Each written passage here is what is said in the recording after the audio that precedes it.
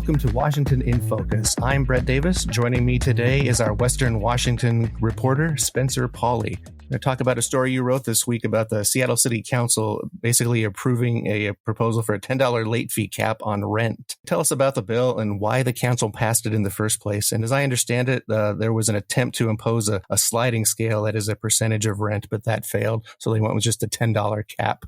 This bill kind of went through a little roller coaster. To start, Seattle City Council member Kshama Sawant proposed a $10 late fee cap for all rent in Seattle. Now, before this, there was no late fee at all implied. So renters could charge about $5 to $10 a day past a 5-day grace period that's enacted within Washington state law. Sounds like it would add up over time.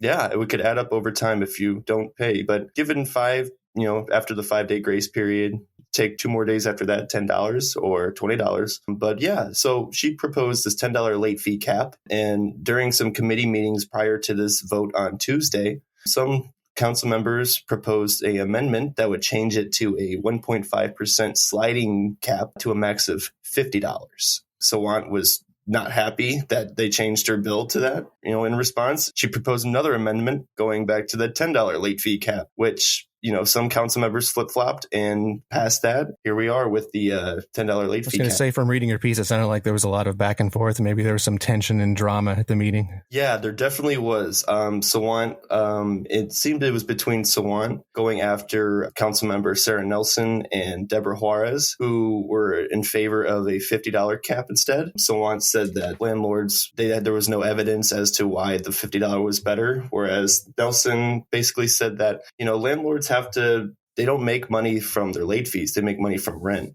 Right. And so another aspect of this is that if you have the $10 late fee cap, people they could get away with paying late on their fees. And you would see, as a result, maybe rent just going up altogether throughout the city. Now, have you actually talked to any landlords about this? Because I get the feeling they might feel like they've been put upon recently, including during the pandemic when Governor Jay Inslee's had an eviction moratorium and other protections for renters. Yeah, so I talked to Sean Flynn from the Rental Housing Association of Washington yesterday, actually. And they are not happy. Landlords who've talked to him are not happy about this because when you don't pay rent, they have to go into their own bank accounts, their own expenses to just pay for their operating expenses. And, they have to take rent from other people to pay for that. And so it becomes too much of a risk to get into the real estate business or just property managing. Seems like it having a negative effect on housing availability overall. Absolutely. And you're going to see what Flynn told me is that your mom and pop landlords are going to be the ones that have to go away. And then you're going to see more like the big guys. Not all landlords are,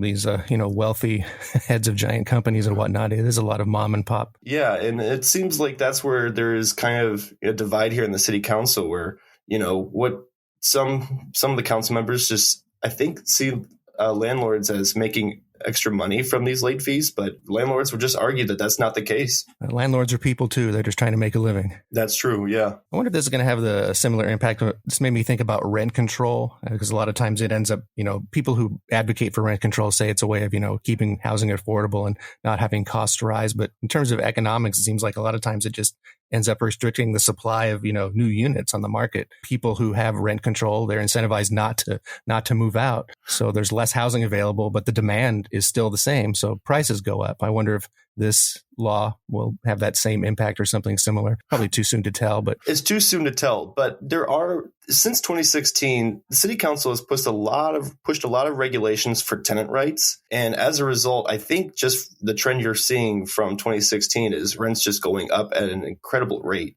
You can factor in COVID, you can factor in inflation, but there are a lot of things at play as to why the housing affordability crisis is a thing here in Seattle. Yeah, it seems like a lot of the focus has been on the renters, protecting renters' rights, and not as much consideration has been given to, landlords. And like I said earlier, they're people too. They're trying to make a living. And how long will landlords deal with it? That's going to be the case.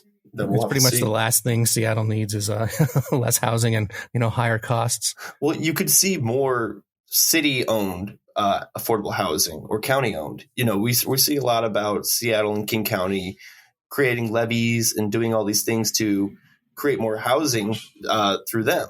They purchase like former hotels and turning into housing units, whatnot, for, people who are maybe struggling, people who are homeless. But these are all owned by the city and the county. So you're not going to see more diversity. And, you could look at mom and pop landlords as part of like Seattle's small market, small business community. So this might help out, government entities, maybe not so much the private sector. That's a good way of phrasing it. Yeah, absolutely. So I will note that and there was neighboring cities of Auburn and Burien have also recently passed the $10 late fee cap as well. So Seattle is following in their footsteps. When I talked to Flynn about this, he said landlords there are definitely not happy about it. That's expected. But it's just too soon to tell the long-term impacts, what we're seeing over there. And I don't know if you've looked at, have other cities implemented this? I don't know if you know this off the top of your head, and, what results have they seen? Is there any indication about what could happen based on what's happened in other cities, or is that something you're looking into? Well, so Burien and Auburn did pass the $10 late fee cap, and they passed that late last year. So it's still too kind of late to see. I just wondered if other cities around the nation maybe had done something earlier and feedback had come in. But that's all I know is in this area. It'll be interesting to see how this plays out. So we'll look forward to more stories on this in the future, I'm sure. Listeners can keep up with this story and more at thecentersquare.com. For Spencer Pauly, this is Brett Davis. Please subscribe, and thanks for listening.